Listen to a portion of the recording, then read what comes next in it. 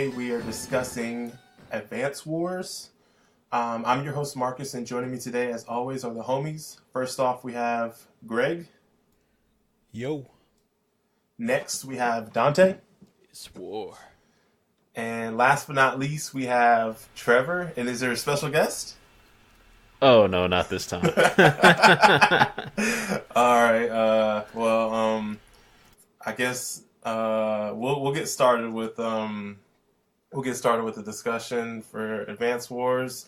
This was the fan selected game for the month of May, so it beat out Evil Within, Yakuza Kiwami, Doki Doki Literature Club, and Gunpoint. So, Congratulations on having poor taste. I'm still a little bit upset about Yakuza not winning. But, you guys hold that. Since this was my quote unquote selection for this, Yeah, man, they came out of the woodworks, man. You guys actually Trump type voters. Actually, so I've been mulling this over. This was first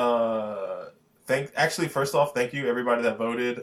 We got way more votes than we anticipated, and got more than we did the first time we did this fan vote thing.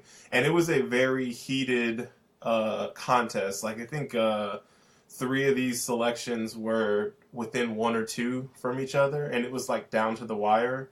I ended up switching. I had done the votes through Google, and initially I had it set where you had to be logged into your Gmail or whatever in order to place a vote. And I think some people were complaining that was like an obstacle because they didn't want to have to sign in or whatever to do that. So about maybe a couple days or maybe halfway through the voting, I turned that feature off. Unfortunately, when I turned that feature off, it allowed for people to vote more than once. And for the most part, people were really good about filling in their names so we could see if there was any overlap. But I do know there were a couple of games that got more than 1 vote for them. And then there were people that voted anonymously as well. So I think what we will do, and this is I'm making the executive decision, is the next time we will not have a fan submission. We will instead, and I'm not going to reveal the game, we will instead play the second place game, and we'll play that after we do this batch of games. So the second place game we'll play in October. So I'm not going to reveal that game. You guys will just have to wait on it, 5 months from now. But we'll play, like I said, it was so close. It was literally down to the wire. So I feel like that's being fair because, it was literally a vote away from tying this. And we had no tiebreaker system in place. But I will concede that it was a well fought race. There could have been a runoff. Yeah. So I think that's the best thing. You guys will just have to see in October what the second place game was. So I guess mark your calendars. But yeah, let's get into the to this game, Advance Wars. So since this was my selection as far as for the vote, I will be introducing it. So Advance Wars is a military turn-based tactics game developed for the GBA by Intelligent Systems and published by Nintendo. It is a sub-series in the Wars series and the first to be released in the West. The series originally debuted in August 1988 on the Famicom, the original Nintendo, and Advance Wars is the 7th entry in the series. It was released in North America on September 10th, 2001, with a later release date in Japan and Europe, but the 9/11 attacks the following day further pushed the release dates back. So it was eventually released in January 2002 in Europe, but it wasn't released in Japan until November 2004, and it was released as a compilation with the sequel. This game, the original Advance Wars, was eventually released for the Wii U Virtual Console in 2014. The game was originally intended to remain exclusive to Japan like the previous entries, Due to Nintendo feeling that Western consumers weren't interested in turn-based games due to their complication. And what they did to alleviate this, developers made the mechanics easier to understand. They added a much more in-depth tutorial that didn't require players to read the manual. And after a successful release with universal acclaim and praise, designer, I hope I don't mispronounce this, Kentaro Nishimura, commented that Advance Wars' success shifted Nintendo's attitude over Western tastes and led to further releases. And as far as this series goes, Advance Wars is the first game in the Advance Wars series, with subsequent sequels. Advance Wars 2, Black Hole Rising, released on the Game Boy Advance. Advance Wars Dual Strike and Advance Wars Days of Ruin, released for the Nintendo DS. These 4 games formed a sub-series in the Wars series, and this series as a whole has been dormant for about a decade. I think Days of Ruin was the most recent release, and that was back in 2008. So it's been basically off the radar for about 10 years now. Are we counting that offshoot that they had for GameCube? What was Battalion Wars? That came out 2008 as well. Oh, okay, never mind. Yeah, Didn't they come out with a second Wait. one on the Wii? Or am I thinking of something Is that like else? Excite Truck? What is? Like Battalion Wars, is this like some Dude. off-brand? No, dude. So like when I was looking up Advance Wars, so it tripped me out how like corny it was. But so the Wars series, like I said, it started in 1988, and it made me think of the Bionic Commando, just the naming convention. Because here, let me find the page, and I'm gonna read off. Go ahead. What are you about to say? I was just gonna say, I wish you could like audibly hear my eyes rolling. When I out of my said head. Bionic Commando. Yes. Okay, so here's how creative these names are. The original game called Famicom Wars. The game on Game Boy called Game Boy Wars. The sequel, Game Boy Wars Turbo. The Super Nintendo version, Super Famicom Wars. Then they came out with Game Boy Wars 2 and Game Boy Wars 3. And then they came out with Advance Wars. So, like, these names are super generic. Actually, and I take that back too. So it's Battalion Wars was released 2005 on GameCube, and then Battalion Wars 2 was 2007 on the Wii. So for the most part, it looks like they had one NES, one SNES, one GameCube, one Wii. So 4 console releases, and then it looks like 2 Game Boy, 2 Game Boy Color, 2 Game Boy Advance, and 2 DS releases. So majority of their titles have been on handhelds. When I searched for Battalion Wars, it said people also search for Excite Truck. Man, they're just trying to find games for their. All right, so this is a like I said, it's a military turn-based tactics game. So this is like the first of this type that we've played for the show. What is your history with like turn-based games, strategy style games? And I'll start with you, Dante. Is this a genre that you delve into? And if so, what are some of the games that you have played, and how do you just feel about this genre as a whole?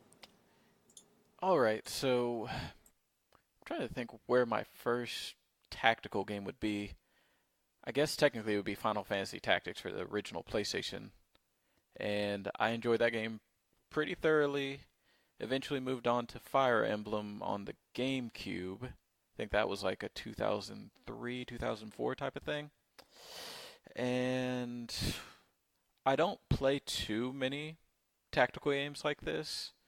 If I do, it's pretty much Fire Emblem at this point. I like the genre, it takes a little bit too long for how I consume games, so I just tend to stay away from those titles, just because I know they're kind of a giant time sink most of the time. But I mean, I enjoy them, so that's kind of my history. What about you, Trevor? How do you feel about turn-based strategy games, and have you played any in the past? And So I haven't played any in a long time, and like I feel the same way as Dante. Like for me, it becomes a huge time sink because the 2 strategy game or turn-based strategy games that I've played have been Command and Conquer and Civ. And like when I did play those games, I mean, I was deep into those games. Like there were days where I just wouldn't do anything else besides play it, and so I guess that's one of the reasons why I haven't picked up any lately. Gotcha. And what about you, Greg?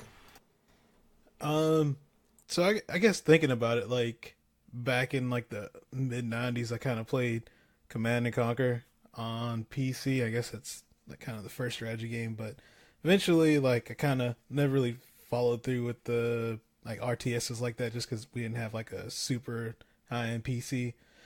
Um, so as far as console stuff, started out with Final Fantasy Tactics. Um, After that, I'm trying to think of what other stuff I played. Maybe Tactics Ogre. Like I used to play a lot of kind of strategy games, but like Dante was saying, it's kind of a thing now. I just don't really have a whole lot of time to play it, or at least I just don't have the attention span of doing that. Um, so I've played, I guess more recently, like I played XCOM, and that was like the last strategy game I really stuck with. Like it was just something about it that kept me coming back over and over. Um, so that's probably the last one that I've played. But I've played, I have had experience with Advance Wars. I have both of those. I have Advance Wars, Dual Strike on DS, and I play them for a little bit, and then eventually I either get to a point where I hit a wall and I just stop, or I just kind of burn out on them. Um, so I'm kind of interested to see if I can actually follow through with this game. Cool, cool. So for me, I don't really think, I think maybe Civ Revolution for the 360 was like my first strategy game, and I did like that game. And I think it was like the perfect game for me because that was a simplified, dumbed down version of the Civ game, and like it was a lot of things that were foreign to me. So, but it was dumbed down enough that it was something that I could wrap my head around, but there was enough strategy that I could be like, oh wow, like think of the possibilities. And then I really didn't play anything else, and I kind of want to blame fighting games for getting me into strategy games because there's a lot of systems and mechanics involved in fighting games, and that is something that if it wasn't for getting into fighting games, I wouldn't know that I liked. And I got really, really, really deep into an FTL hole, and I think I have like 500 plus hours in that game. And now have been playing tons of Into the Breach. I think I'm about 50 or 60 hours into that game, and I love both of those games a lot.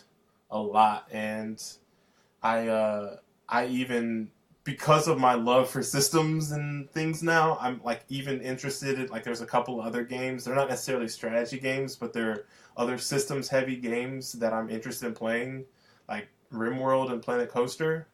Like I'm really thinking about making the plunge into getting in those games, but like everybody has said, those are time commitment games, and I the thing I like about strategy games is there's a lot of at least the few I played, FTL and Into the Breach, is there's a lot of variability, so you can choose like the same units or the same there's a lot of things that can happen in a run, and that's something that I do like. So, and just a little bit of background too, or like uh, this game, Advance Wars, had it not been nominated by the fans, this would have been on my list of games that suggest for my month to play. Because I've heard about this game for a while and I've always wanted to play it, and I just never got around to playing it. So this was the perfect opportunity for me to play this game. So I was super excited when I saw that people had nominated this game, and obviously I'm super excited that it won because it's an excuse for me to finally play this game that I've been hearing so much about and been wanting to play for so long. So I'm super, super geeked to start talking about this game. So I'm ready to get into it. So, one of the interesting things or cool things about this game is, like as I said, that the game has a really good in-depth tutorial, and that's one of the first things that you hit. But we'll cover like at least the plot right before we talk about the tutorial. So the game takes place in Wars World and involves 5 main countries. Sorry, I wasn't ready for that. I didn't know that was the name. Yes. Wars You caught me World. off guard there. You caught me off guard. I'm not going to lie. It involves 5 main countries, 4 of which are based on real world countries. So these countries are Orange Star, Blue Moon, like the beer, Green Earth, Yellow Comet, and Black Hole.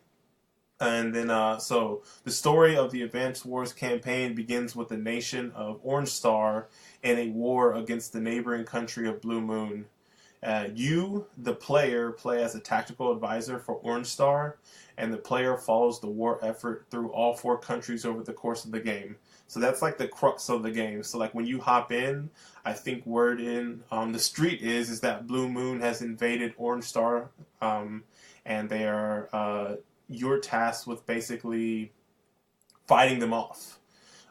So that from there you jump into the field training, and this is like a series of 13 or 14 little short tutorial missions that kind of teach you the ins and outs of this game. And it teaches you about all the different units that you use in this game. It teaches you about like the terrain and like how that plays into battle, how capturing properties plays in a battle, movement options, the fog of war, a lot of things. And this is run or taught under the guidance of Nell, who is like the de facto leader of the Orange Star commanding officers. And you and me, Trevor, we're like this. We're like, I'm holding both my fingers up and I'm waving them close together. That's what I'm doing right now for the podcast listeners. But when it comes to tutorials, I feel like me and you are like the most critical when it comes to tutorials. How did you feel about the tutorial of this game and like this field training section? Did you feel like you learned everything that you needed to learn in order to be successful in this game? After I got done with the tutorial, I thought I did, but then once I got into playing the game, like, I wish they would have just introduced, because the tutorial was mainly introducing you to the different vehicles and units that you can use in the game. But once you actually get into playing the game, that's when you start learning more of the strategy. And I think they honestly could have woven the tutorial, the field training, into like the early parts of the campaign. Okay. At first I was like, nah, I don't agree with what you're saying, but I do know what you mean, because I was thinking like, I feel like there's no way they could 100% set you up for success after doing this tutorial. But at the same time, like you said, interweaving it into the campaign would have been a lot more effective, because you would have been learning on the job, I guess you could say. Yeah. Did you feel like, what were some of the things that you felt were missing, or that you didn't know that you needed to know? Man, I was thinking of one earlier. Like while I was playing, it was when I got to like mission 5 or 6, and there was something in there that I really wish it would have gone more in depth with.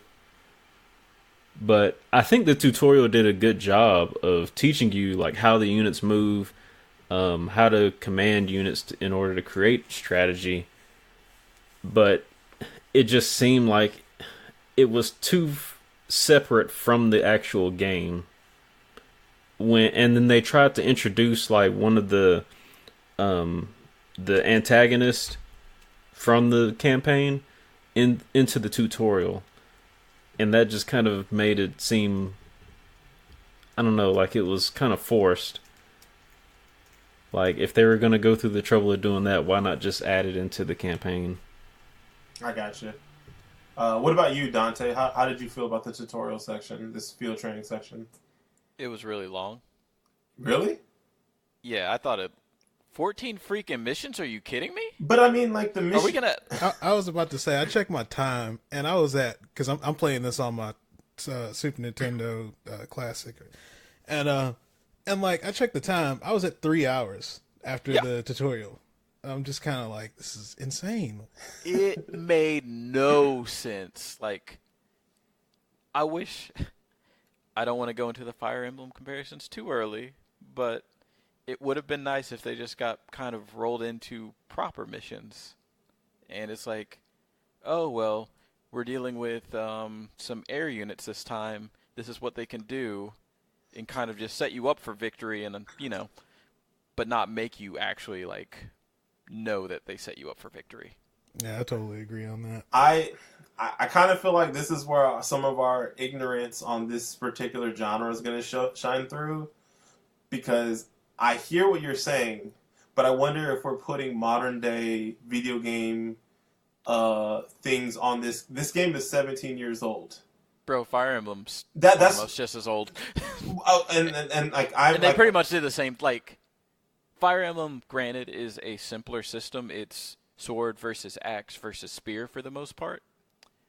But even with the nuanced troops, like you have Pegasus units, which are susceptible to lances and arrows and stuff like that. And when those roll up, it's like, hey, you need to watch out for this thing. You need to move these troops over here. And to counter it, you need to put this troop here. And for the most part, it works out pretty well. And I definitely think they could have done that with this game. Did that game come out after this game? So the one I'm referring to, which Fire Emblem The Sacred Stones, was another Game Boy Advance game. So it was about the same time. Because I was gonna say, I wonder if they took some of the, I don't even know if it was a criticism, because I wasn't really reading game stuff like game journalism like that back in 2001. But I was wondering if, after that developer said like, oh, well, we didn't know there was a market for this, and then they started releasing more of those style of games here. I wonder if this being the first one and maybe having that criticism helped out further releases. But if they came out relatively the same time, that's not something they can quickly fix. So I was even trying to put myself in the shoes of like, well, let me think about this in the context of when the game was released. Yep. And even then, I was still asking myself, like, why did they have to segment every single one of these, like, into different, like training sessions? So I feel like they could have bunched some of them together, or kind of like what Trevor was saying, maybe roll them into actual campaign missions instead. But it almost comes off as if they did this as an afterthought. Like the game was coming to, they were going to release it in the US, and they're like, we need to figure out a way to not like they bum patched rush this people. in. I think you're right about that. I do think that this seemed kind of tacked on last minute, but I'm gonna say that I did feel like it ran a little long, but I was 100% okay with it being delivered this way. Like I think it would have been better for more people if it would got implemented into the campaign. But I was okay with having to do the tutorial before I hopped into the game, because I know if I had the option to choose, most people aren't going to choose the tutorial before the campaign. They're going to hop into the game. And then also, like you guys are saying, if they didn't force you to do 3 hours of tutorial mode, how many would you have done an hour? Then you would have jumped right into the campaign, and then you would have been lost. I tried to do that too. Exactly. Did they even was the tutorial mandatory? The tutorial was mandatory before you could play the campaign, but I think it was like only a portion. And when I say a portion, I know at least there's 14 tutorial missions, and I know you could not do the last one and go into the campaign, but I don't know. I forgot when they tell you that you're able to. Let's see. No, I think you have to do. Yeah, you have to do 13 of the 14 in order to hop into the campaign. So the 14th one is optional one. Oh, I didn't unlock it until I got to the 14th one. Until I finished the 14th one. Oh, well. Maybe it was based off your rating or whatever, because you get rankings in this game. I think S is the highest, or A. So maybe that was based off of how good they felt you were doing. I also remembered, after listening to Greg, what was missing from the tutorial, or what I felt was lacking. What's that? and it was the fact that you go through this entire tutorial, and I was thinking, like, after I finished it all, it was going to immediately throw all of these things at me at once to the point where I wouldn't know how to play this game if I had skipped the tutorial. But some of the stuff like there's one mission in the tutorials that teaches you about the bases where you can actually create units. Yeah, and that doesn't pop up until like mission 3 or 4 in the campaign. Yeah. And so I think it would have been better if, those tutorials were sprinkled throughout it, or you maybe had to do 3 tutorials before the first mission, the first campaign mission, and then another 3 before the second campaign mission. That I do agree with, but I also like. Man, I would have freaking turned the game off if I had to do tutorials. Like, I already started like, the thing proper. I agree with you, Trevor, because I'm like the Fog of War. Once you did that 13th mission, when it taught you about the Fog of War, I was like, holy crap. Is every mission going to have, like, all these things? And then I do, like, the first 5 or 6 missions in the campaign, or the first, like, 4 or 5 missions in the campaign, and there's no Fog of War. And I'm like, why do they even show this to me if it's not even going to be here? And then I think it was, like, the 6th mission they introduced it, and I'm like, oh, okay, cool. And I agree with Dante. It would have been a little bit more frustrating to have to do like 3 mandatory, clear a section or a segment of missions in the campaign and then do tutorial, then, like that. But I feel like that maybe would have been a little bit better, where it's like, okay, here's 3 or 4 tutorial modes. Okay, now play 3 actual levels. Okay, now here's 4 more, and they can slowly like introduce more and more mechanics of the game as you are getting like that, the reps in. And I felt like that may have been a little bit better than teaching you everything up front and then you not having to use everything until like mission 6 or 7. So Greg made a good point with grouping missions would have been really useful if they had like, oh, here's an aerial chapter, here's a water chapter, and in the first one they covered all of like the stuff you need to know, like, hey, ships move in the water, they have this fuel thing, and subs do this special stuff. And they just said, okay, this is the water chapter. If they had sub-chapters under that are optional, I feel like that's best of both worlds, where it's like, okay, well, you know enough to get by. There's a couple things that might surprise you, but for the most part, you're fine. But if you want to go into like explicit detail about these individual units, you can do this.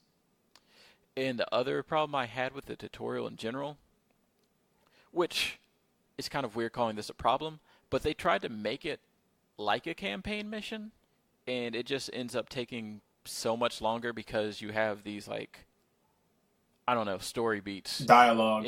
Yeah. Yeah, and I think that, so what he, and Trevor kind of touched on this a little bit earlier too, is one of the leader of the Blue Moon, he is who you're fighting against every single tutorial mission. And so story beats, I guess you could say, or like just dialogue between you and him and Nell happen throughout this tutorial, and it kind of artificially lengthens the amount of time you're in this tutorial.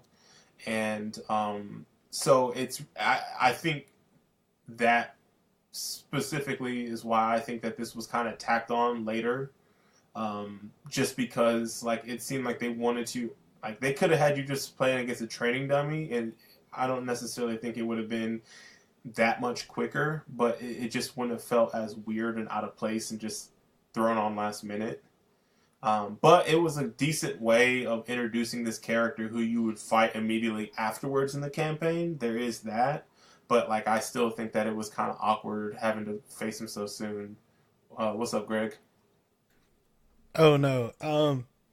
So the other thing I guess that kind of made the tutorial part seem longer than what it is, on all the missions, don't they like kind of require you to like get rid of all the units or like take over the enemy base to even complete it? Like I can't remember if the first ones started out like that, but I know for sure the later ones, you had to basically meet the condition at the end to actually get through it.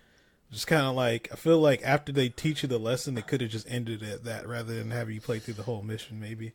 Yeah, I agree with that. And overall, I do feel like the tutorial was very thorough, and I appreciated it. But I even after playing like you got, I don't know, 3 hours of this, I still didn't feel like, especially based off of how I did in the last mode or the last tutorial mode, I didn't feel like I grasped everything. So it would have been better to do a couple of missions, play some campaign to kind of hammer home the details, because a lot of the time the game was telling you do this, move this character here, move this character here, do this, do this. Okay, cool. Now you understand. Now finish out the fight. You know, and it would have been a little bit easier for me to do that if I could like even like what Dante said is like, okay, here's the sub part or the Navy part. Here's how you do this. Okay, now if you want more training, then you can like on your own go to this training. But we gave you enough like just face value information for you to be able to at least do something. What's up, Dante?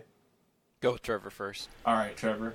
So I hope I'm not getting ahead of you, but I'm wondering if the goal of the tutorial, the field training, is to allow you time to be able to look at different units, because you can look at the details on them and see what they're strong against, or what units they're strong against, what units they're weak against. You can see like their movement speed, their attack range, and But even you can see all that during the game, though. yeah, and that's the other thing too. Like, I don't know. It just seems like that part of the tutorial is mainly to give you a chance to play around with the units and get familiar with them. It doesn't do, for me, it didn't do anything more than that. It's like a sandbox. Yeah. I can see that. Like my tutorial playtime took longer than most of my actual missions. I was like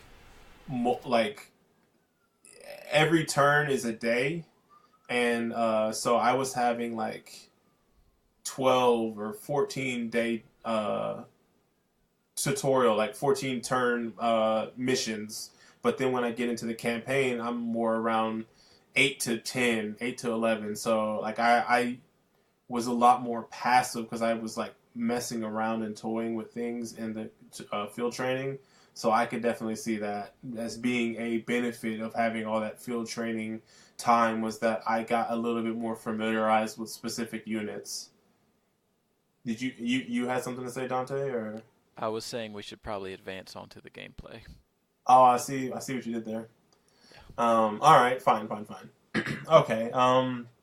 So yes, like we kind of said, while you're doing these missions, the field training missions, each against Olaf, the leader of the Blue Moon, you learn that Olaf and the Blue Moon Army is invading Orange Star territory, and you also learn that he is formerly affiliated with the Orange Star. So that's pretty much what you learn at the end of the field training, and then you just jump into the campaign after that. And once it opens up at the start, Nell introduces you to Andy, who becomes your initial commanding officer for the first handful, I think the first 3 missions. He's the newest member of Orange Star, and he's pretty naive, yet optimistic and confident. And his portrait has him holding up 2 wrenches, so he's like the mechanic of the crew. And this is one of the things I tried to look up everything that was added to this series with starting with the Advance Wars. So they have these things called the CO abilities, and basically after you got a certain amount of XP, I think during a fight, you unlock your CO ability. You filled up a bar to unlock your CO ability, and his ability was the ability to repair damaged units by giving them a tune-up. But since he was inexperienced, that was the only benefit that they got, where some of the other commanding officers that you see later on, their abilities seem way stronger in comparison. But what are your guys' thoughts on this character, on Andy? Like, at least in the very beginning, because like the way they deliver story beats and just like dialogue is pre-fight and at the end of the fight, and he just seems like almost like an Ash Ketchum character, where he's like super young and naive, but he's very confident in his abilities. Despite he looks like a child, and these all are adults. It looks like he's fighting against. So how did you guys feel about him? I'll start with you, Greg. I'm gonna be kind of honest. I'm like kind of indifferent on all the characters in this game. Thank you. What? It just, or like, all right, I get. So your analogy makes sense, I guess, or kind of the comparison you made to him being like Ash Ketchum. But like, I don't know. Like, I guess I'm not kind of. This is like another. I feel like I say this all the time. I'm kind of not into this game for the story, so it's kind of like, I'll like kind of thumb through it, but it's like I'm not really kind of paying attention to anything. Is it kind of really weird saying. That all of these COs seem kind of like friends, even though theoretically you're killing all their like soldiers? Like I didn't know if you're killing people or not. It made it very ambiguous. It's kind of, yeah, now that you say that, kind of. It seemed like all these COs like were in a group meet together or something. Yeah. And they're like, yeah, what do you think about this unit here? Hey, just pretend they're fraternities. You got the Blue Moon fraternity, you got the Orange Star fraternity, and they may mingle and everything. They know each other, but they're down for their crew, right, Trevor? Man, they're about to go into that ASMR stuff where they're like, hey man, I see you're playing your chopper over there. It's pretty good, but I got this jet. This jet's gonna take you out. I don't know. Well, I can kind of like. I agree with you, Greg. Like the story in this game, and I feel like just because we played so much tutorial, and there wasn't much story, I guess you could say, delivered through that we only did the first 7 missions of the campaign, and there's not much story given in that part. But I do feel like there is an overarching story to discuss about this game, and go ahead. I'm going to break the fourth wall a little bit. So I went ahead and played through the entire game. And you're going to tell me that, no, there's not a good story. No, I wasn't going to say that. But I was just going to say...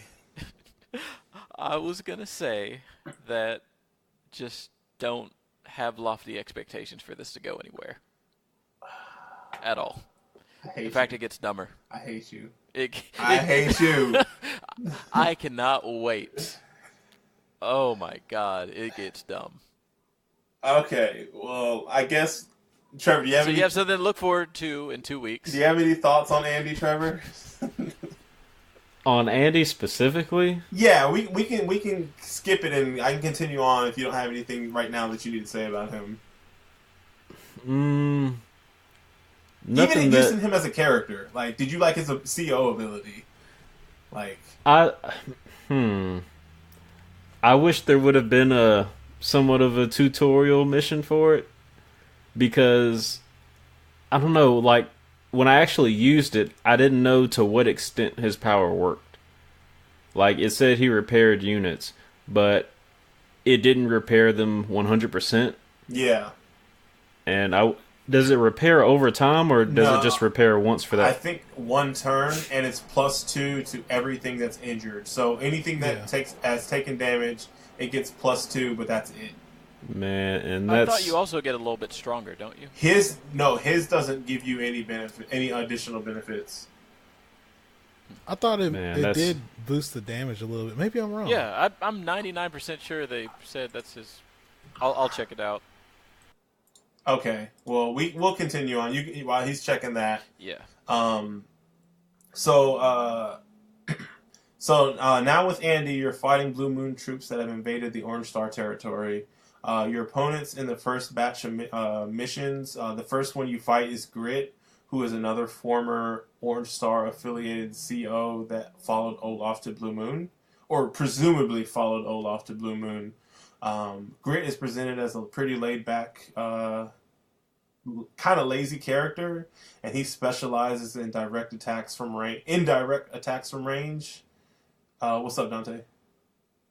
It increases their defense by 10%, so it's just a super small. That's as far from what I've read so far. Everybody gets that thing, so maybe that's why it didn't pop up. But yeah, so Grit's pretty laid back. He's kind of lazy. It seems, anyways, super chill, and he almost seems like a weed head, to be honest. And specializes in indirect attacks from range.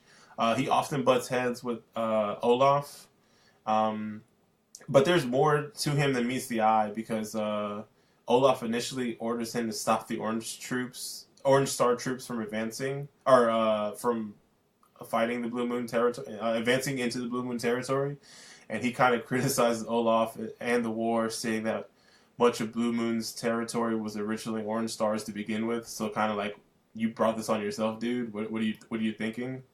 I'm assuming that you guys don't have any opinions on Grit, so we can move on.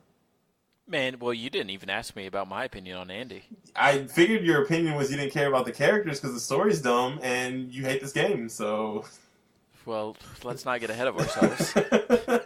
I was going to say he holds the wrench kind of cool. He does hold the wrench. He kind of looks like he's a drummer spinning the wrenches in his hands, you know? Yeah. Kind of get that. What about Grit? Do you have any opinions on Grit? Who? Wow.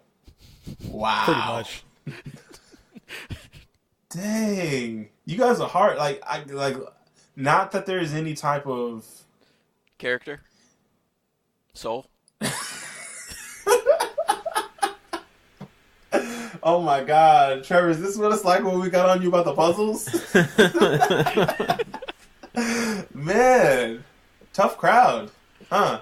Well, anyway. my main thing with, like, the characters in this game, for me, it doesn't go beyond anything other than just back and forth rivalry type conversations. You don't get a lot of personality. You hurt Marqus's feelings. No, because I'm trying to think of a game because I'm thinking like, okay, like the only other game that we played that I can kind of compare this to, and it doesn't compare, is Phoenix Wright. But in Phoenix Wright, the characters are animated. So they automatically get characterization through being animated. And I'm wondering, like, if something as simple as changing some of these portraits to be animated would do more to bring life to these characters. Because they're just static portraits of characters. So, like, I agree with what you guys are saying in the fact that these characters are very flat.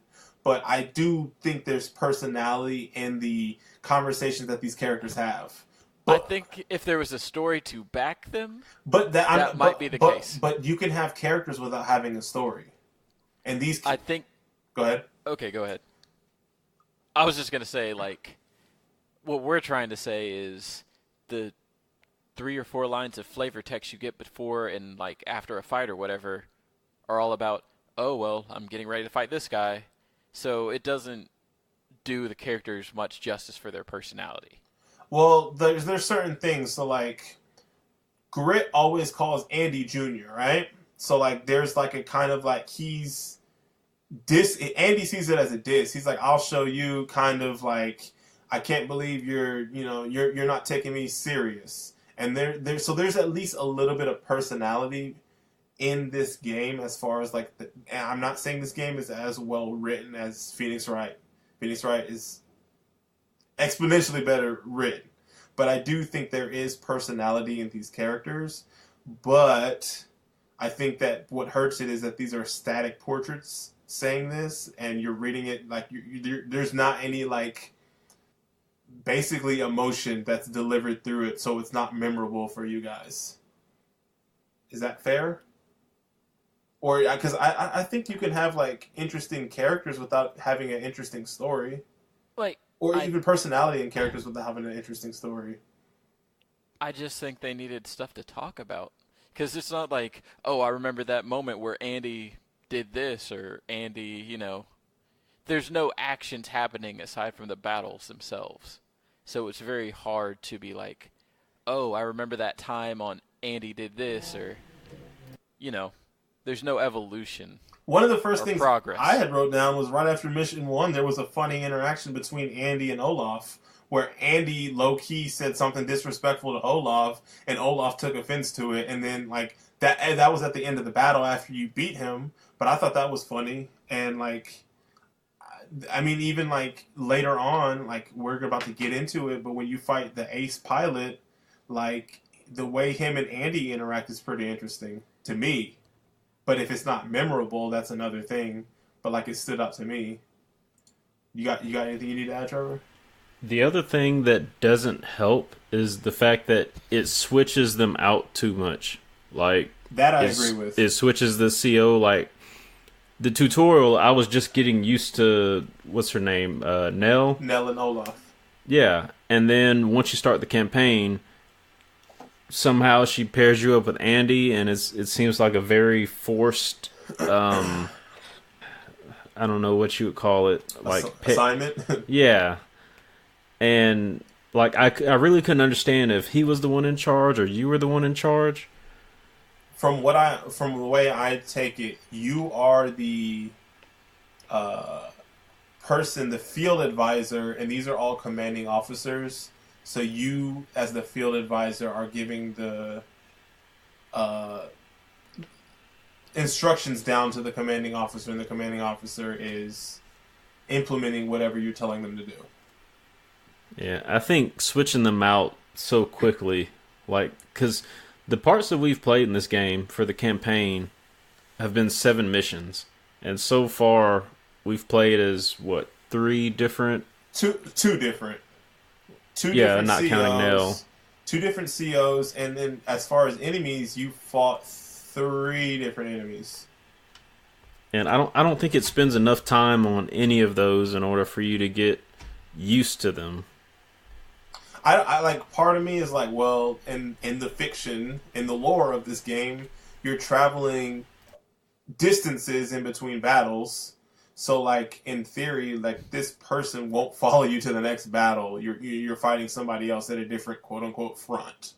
So like I get that, but I do agree with you in the sense that there is not any consistency in at least your opponents. At least you're fighting one character, then another character. Like at least these first 3 missions, you go from fighting 3 different characters, and so there's no consistency between who you fight to have any type of consistency in your interactions with this character. But the second time you fight them, depending on how things happen, that is further, those interactions are further expanded upon. So I agree with you, but I also am like, like I'm okay with it not being that way though, personally. You got anything? Anything you gotta add, Dante or Greg? Nah, pretty much summed it up. So, all right. So then the second mission, you run into unexpected hostile forces in your area, and it's this new mysterious character that specializes in aerial combat and is in the Green Earth Army. You actually accidentally run into him in an area where Nell wasn't expecting forces. And this is actually in Orange Star's territory. So you're still in your territory, and you run into these Green Army forces. And so you have a fight with this character that specializes in having aerial focused characters. So that was a pretty interesting fight. And after you defeat him, he claims to have seen Andy before. But Andy kind of is like, I don't know what you're talking about. And then the Green Earth pilot states that Andy is feigning ignorance and states that the next time that they meet will be the last time. And I thought it was a cool interaction just because, one, the fight itself was interesting, because I was waiting after they teach you in the field training anyways, they teach you about the naval units, they teach you about the aerial units, but then for the most part you never see them again. So this was like the first fight that you got to use some of these other units that I thought were pretty cool, and it was an interesting fight having to because these have a way larger, these aerial units have a way larger range of motion, or range of movement. So you can get across the battlefield a lot quicker, but there's a different strategy involved. So I appreciated the additional strategy that was involved when having to deal with fighting as and fighting against aerial units.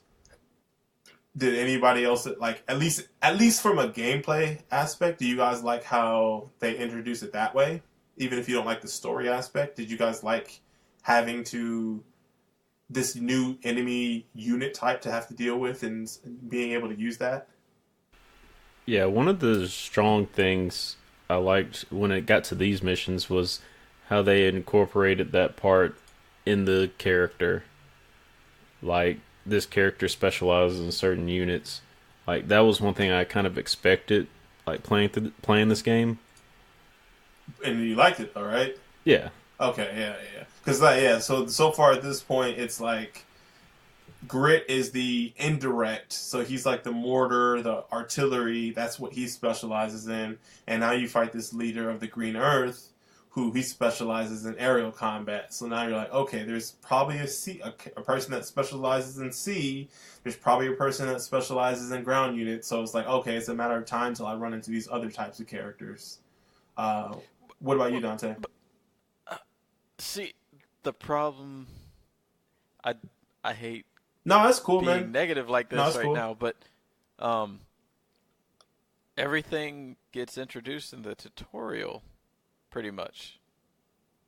Is there any unit that's not introduced in the tutorial? No, every unit is introduced in the tutorial, but I'm saying as far as like, it's almost like higher stakes. It's like going from sandbox mode where basically you can't lose to going into an actual fight and having to actually have to deal with it on the battlefield.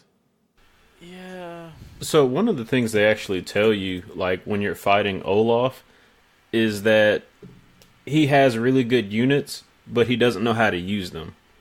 He's incompetent, is what they pin him as. Right, and you realize that in the tutorials when like you're using naval units to get to one point, and he's using land units, and basically chasing you down, and you're just going straight for the enemy base. But what's the current CO's name that you're fighting against? The Green Earth one? Yeah, the Green At Earth, this yeah. point, they don't say his name, but Okay. like his name is Eagle. And that's kind of where his personality comes in, is the type of units that he uses. Yeah, like he uses enemies that can chase you down, and he's way more of the characters you fought so far. Olaf's Grit and Eagle. He's the most like he's gonna get in. Like he's the most offensive focused character, where he's like actually attacking you. Where Grit is pretty much like more of a defensive style character, where he uses these indirect units and he has them posted up because those units, they can't move and attack on the same turn. So like he posts them up, and then you have to go to him, and that's where his advantage and like the strategy around him evolves. And with Eagle, it's like, oh, this dude is coming for you, because he focused on planes, so he's a little bit more aggro. But you're not getting that, Dante, or like it just doesn't matter to you? Do you feel like you can have like one strategy that's effective against everybody, or I'm not? I was about to say I didn't even notice a big difference between how how like kind of the officers kind of how they reacted to stuff. Or it all seemed about the same to me. Or maybe Yeah, that's you just the way just kind of made me think about that. I was like, did the CEOs have different AI patterns? That's and something stuff like that I noticed. There's a couple of things that I actually read that like kind of breaks some of the immersion, I guess you could say. Some people did say this game feels a little bit easier once you figure out some of the game mechanics. It's almost like yeah, there's precedents for stuff like there's no sense for them to go after my little carrier units if they don't have people in them a lot of the time. But they do. Those are the first. They do. Yeah. And like, there's like a weird thing where like sometimes they'll go for like an APC, so instead of going for something that's like more dangerous sometimes. I mean, like weird things like that. Part of it is like I see the strategy. Like if it was a human person, I could see some of the strategy involved, because that's the thing that supplies you ammo, and that's what you use to bring enemies to your teammates to locations. One, like if we're being real, the opponent, I mean, granted you're playing against a computer, but like if you were playing against an actual person, there's no way of them knowing whether you have troops in something or not. So like I can kind of forgive that, but I do agree that is a way you could game the system, where if you run an APC somewhere, or a carrier helicopter, those are guaranteed going to be the first things that go because for some reason... I actually have to fight back against that a little bit. What? If you go over one of the enemy's APCs, you can see exactly what's in it. The L? I didn't realize that, but I don't think that should be okay. You wouldn't think that, but when you said it, I thought about it. I'm like, wait a second. I looked directly into one of those, and they had like a rocket trooper. Dang, yeah, I didn't realize that. But that's how it should be. It should be like not visible to a player. So it should be like, well, does that should I let that thing go and attack the more dangerous thing, or should I attack this carrier unit and hopefully I take out two birds with one stone? But yeah, like that, I noticed this strategy across like the different characters because like, especially with like when they use their CO abilities with when when Grit used his sniper ability, which increased the range and the damage that his already indirect units could do, like it made it so much more difficult to deal with him. And same thing with Eagle, he had an ability that when he used a move or did a turn, he could use his ability and regain another turn with all his units. So he could attack with some of his stronger units. So him being super aggro actually kind of was scary because like he could attack you with his plane units, take you down to 50% health, then redo another turn and just kill your unit in one turn when it normally would have taken 2 turns to kill your units. And those things were kind of frustrating to deal with because I felt like in comparison, my CO, or at least Andy's CO abilities were not as strong to those twos. Trevor? I think in turn with your COs, their ability kind of changes the way you play too. Like with what's his name, Max? Who we haven't got to. Oh, my bad. Are we not? Yeah, go ahead. We'll introduce him. You can go ahead.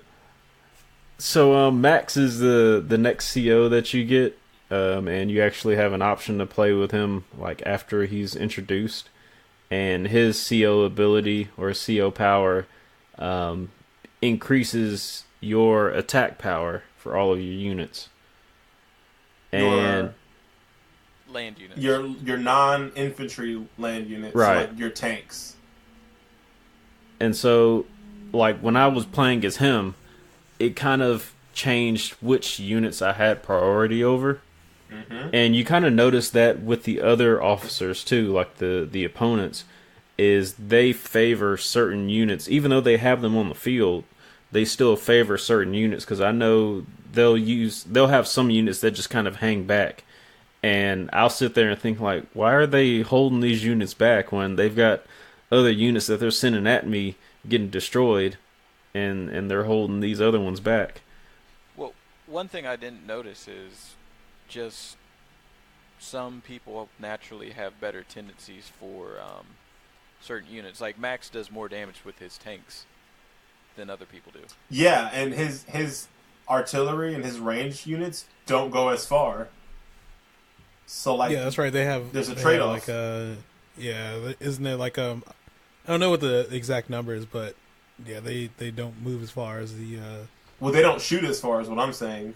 Oh, okay. His ranged ones have his whatever the mortar one, the artillery one. Its range isn't as big as it would be if you were playing as Andy. And they do less don't they do less damage as well? Yeah.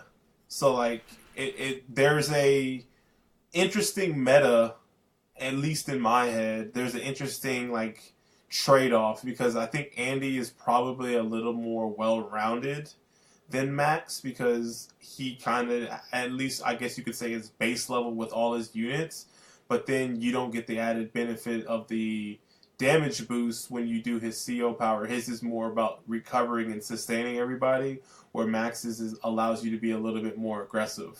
And like I said, even Max also has that 10% defense bonus. So they have that defense bonus, but then what Max's does is I think it increases his non-infantry, so his tank units firepower by 40%. So if they're at 100% power, it's going to add 40%, so it's doing 140%. And then it also gives them an additional space that they can move. So he has like 3 bonuses to Andy's 2. But then it also just depends on the types of characters you're fighting against. So like specifically against Eagle and Grit, like it may not be as beneficial to use Max because he has to get up close and personal, but they can fight you from range. So like I thought there was some strat. Like granted, I used Max from this point on. I used him for the remainder of this section that we played. So I did have to butt heads up against these 2 characters. And I was able to complete it, but I was wondering, like, will I have an easier time if I would have chosen the other character? But I guess other than that, like, he's introduced as he's a muscular character, he's a veteran CO, but he's a little bit reckless, which plays into his ability to, get in there and do that damage. And that was another thing that I thought was interesting, how they kind of mimicked the character's personality trait, or lack of personality, as Dante would say, to the abilities that they had on the field. So like, he was like super reckless, so like he had stronger ground units, and then Grit was more laid back and more chill. So and like thought of lazy, so then that's why his his indirect units were stronger, and then. I thought that was. There's some other ones that will happen later on where their personality trait kind of directly ties into their CO ability, but we'll get into those when we introduce those characters. Do you think? Quick question for you guys. So, after you fight Eagle, they introduce Max, and then there's that second batch of missions that we played, and this is the what we played. We finished this batch, and then we were done. So missions 4, 5, 6, and potentially 7. Did you guys? You got the option to choose between Andy and Max, and the game kind of branches off at that point. Who did you stick with, Dante? Did you stick with Andy the entire time? Yep. And like I will say this for the listeners, after each mission, you didn't have to like lock into a character at the beginning and do 4 missions. After each mission, you got to choose which character you wanted to be. What about you, Greg? Who did you run all of one character or all of the other, or did you mix and match, or what'd you do? I pretty much ran Andy the entire time. Okay. What about you, Trevor? Wait, we had the option? Yeah, you get to choose. Because once I picked Andy, it kept on sending me into the next mission with You could Andy. go down. You could literally go down and it asks if you would like to choose Andy, and you hit yes or no. And if you could like on the left hand side there was up or down, and you could. Well, it seemed like it was almost seamless the way I was going from one mission to the other because I played 4, 5, and 6 back to back. Well, that's the point. It's supposed to be seamless. I chose Max, so I guess I'm the only one that ran with Max. Yeah, I wish I would have chosen Max. You can go back. So at this point the game branches off because you got these 2 COs that you get to choose from, and I thought this was interesting. So like maybe we don't find an appreciation for this game based off its story or lack of story, but maybe we can find an appreciation for what this game, how it branched off, I guess you could say. I need you to put on your 2001 lenses, Dante, so you can give this game a little bit more credit than you're giving it. But Put some respect on it. Put some respect on this game. All right, let me put on my nostalgia. Is you finished or is you done? All right, so mission 4. So this is the first branching mission, and this one is the only one of the 4 that is. No matter which character you choose, Andy or Max, it's the same level. So there's not any variability in this. But so this fight, you fight Olaf, who is immediately criticized by Grit for having a firepower advantage, but lacking a well-balanced unit. So then after you beat him, regardless of who you choose, Andy or Max, the two of them break out into a heated argument, and they kind of criticize the tactics of each other on the field. So if you choose Andy, Max kind of criticizes him and says, "I would have just got in there and knocked him out." And then if you would have chose Max, and Andy would have been like, "Well, you didn't have to be so aggressive. You could have done this and this and this and whatever." So they get into a fight. And I think that's kind of why they branch off the gameplay, is because these two are fighting. So the next mission, mission 5, is the first true branching mission. So if you choose Andy as your CO, you face Grit in a battle to survive. And so this is pretty interesting, because up until this point, the 2 win conditions in the game are you either take out every single unit on the field of your opponent, or if you capture their headquarters. So those are the 2 ways that you can win. And starting from here, they start introducing other ways you could win. So if you choose Andy as your CO, you face Grit in a battle. His Blue Moon units are poised to capture your headquarters within 4 days or 4 turns. So you need to prevent that from happening no matter what. It's the first time the win condition isn't destroy all units or capture the enemy's headquarters. And so the way the battlefield is set up is your troops are huddled together in one bottom left corner of the map. And there's like a maze-like path littered with his units impeding you from approaching your headquarters, which he has surrounded by your troops. So since I didn't actually play this, I looked at the map and it looked pretty interesting. Like, does this stand out as a mission or what? Like, in my head, it sounds really cool having not played it. This game, was it interesting playing a new win condition level, or did it matter? For me, it was. Like, you enjoyed it, or you didn't? Oh yeah, I enjoyed it. I think a part of like me playing strategy games in the past has always been, like with Civ, you're able to change the conditions in which you play. Like you can start as a different, what do you call them? Like the leaders. And then you can choose how many different civilizations you want to have in your game. And for me, that's one thing that's lacking from this game. But when they introduced like different win conditions, that's like creating another game mode, I guess. Mm-hmm. And specifically, what was it? Was it mission 5 or 6 where you start with the enemy surrounding your headquarters already? That's this one right here, mission 5. That was probably the coolest mission to me, because I mean it's just like you have a different objective. Like you, instead of defending something or playing or where the map is kind of one-sided or divided in half, it creates a different dynamic for the map, and I think that made it a little bit more interesting. Yeah, like it's almost like having not played it, it's kind of like a challenge mode, right? Yeah, exactly. Did you have any enjoyment out of this, Dante, or did you like this mission?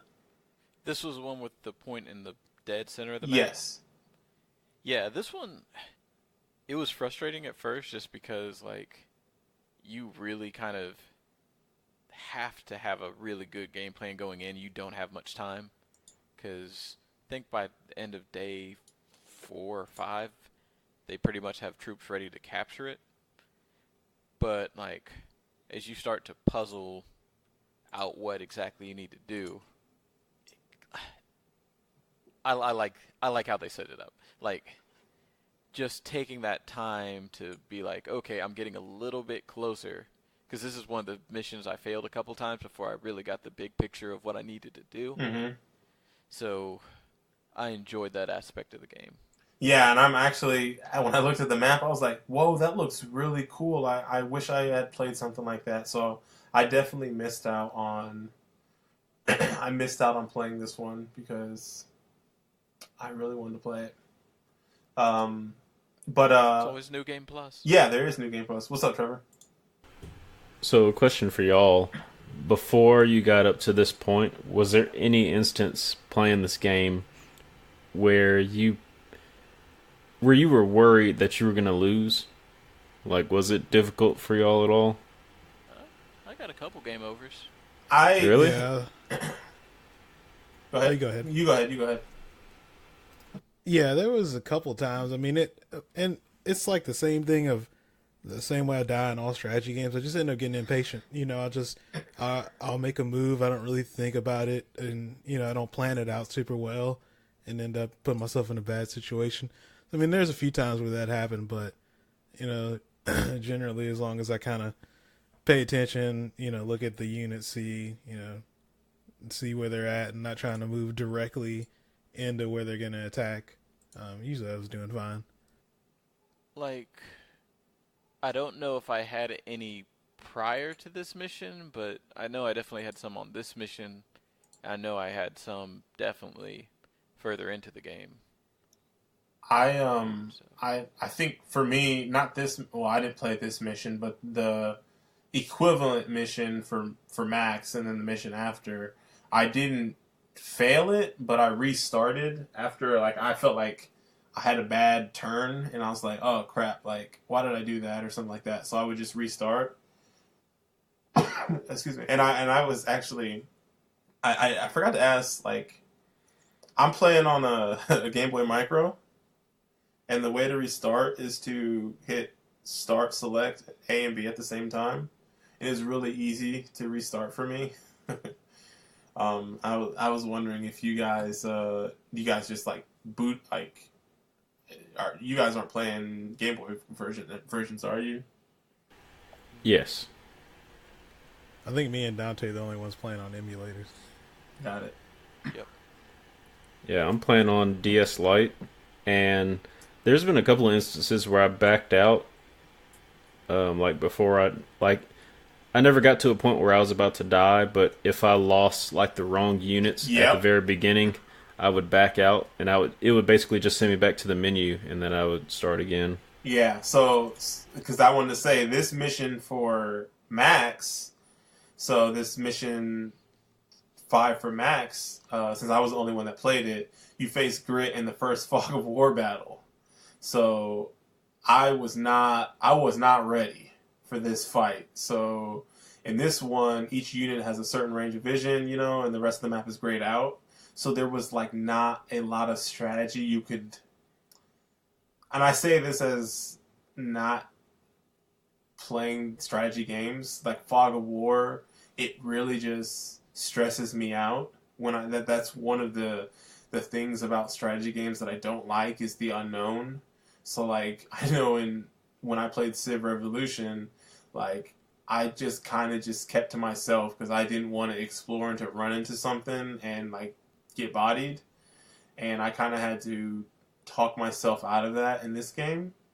And it gets pretty tense because you don't want to have a unit stranded by itself, because one of the things they teach you in the tutorial mode about the Fog of War are the last mission, the 14th one, the optional one.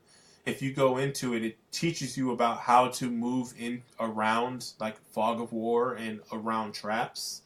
So you kind of have to move to get some sight, but also not to put yourself out there.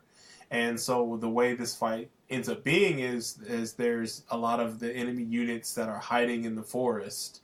And so if you sell yourself to, you're going to this square that has woods and you run into an enemy, then it shows like a trap, and then you lose you not lose the unit, but you don't get any further actions with that unit. So you don't even get the ability to attack. You lose the ability to attack. So it's very frustrating to it's very frustrating to run into a trap, and they're just set up all throughout this map and like future maps with Fog of War. That was very frustrating because he already, being Grit, he already has a bigger range of cone of vision with his indirect combat units compared to Max's direct combat units, but losing the ability to attack with your direct combat ability or units was pretty frustrating. Yeah. So after you complete that mission, mission 6, is another branching one. So for Andy, it's a naval battle against Olaf, and this is the first mission in which the results determine what happens next. So, I'm guessing all you guys did this navy battle against Olaf as Andy. Is that correct? I'm trying to Yeah. remember. Oh, yeah. Well, I played as Andy, so obviously I was trying to think back to the mission though. Okay, so if you capture Olaf's headquarters without destroying his navy, you skip mission 7. There is no mission 7. And you go straight into the next section of the game. But if you destroy his Blue Moon Navy, you will unlock a follow-up battle, which is the mission 7. And that win condition is much harder to do since your navy is greatly outnumbered, and it's a fog of war battle, so it's also having that added pressure. And Isn't that? I think Hold on, I that's mission remember 7, this right? one. Mission This one 6. kinda sucks. Mission 6. I swore that was mission 7 for me, but maybe I'm thinking of something else. Did you? This mission actually made me lose a little bit of faith in the game Why? because it's Just twist that knife a little bit more. Fog of War? no. I was about to say it's terrible, but we'll save that. For I thought Fog of War was going to up the difficulty, and Oh. then with it having like all those naval units in it, it was going to make this a more strategic level, but it was just way too easy. And I didn't know like there was a I condition. feel like Trevor's low key shining on everybody right now. Yeah. Well, I didn't know about the condition where if you defeat like his naval fleet, then you skip mission 7. Yeah, no. If you destroy all his navy units, then you go to mission 7. And I didn't even do that. Like I went straight for the headquarters. Gotcha. The head going for the headquarters, from what I read, like, so I didn't do this one because I picked Max, but going for the headquarters was the easier out, because if I'm not mistaken, what I read was that looking at the map too, he didn't have any infantry units, so you didn't have to worry about him capturing any points on the map. So you had all the healing points. He had some ground units, but they weren't the kind that can capture bases. So it was and then also they had bridges, and his boats couldn't go under the bridges. So it was basically like, okay, cool. Like, you just have to deal with his land units, avoid his ship units, and you're in the go. Versus going for his ship units was a little bit harder because of the fog of war. Did you guys? I'm guessing all you guys captured the headquarters, and then you guys got the level 7, mission 7. Yeah, I captured the headquarters. Man, I'm gonna have to look up the mission specifically to figure out what I did. Oh, shoot. I think I killed everything because that was normally what I did on most missions. Okay.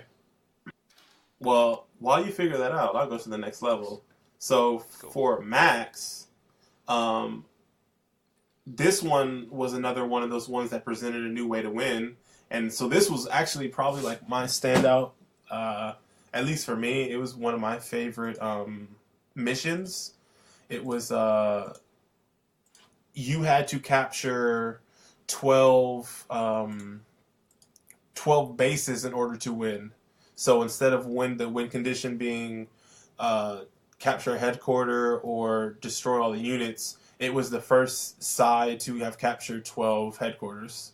So that was pretty cool, because this was also one of the ones that you got to build units, which is any mission that has the thing that allows you to build units is already one of my favorite.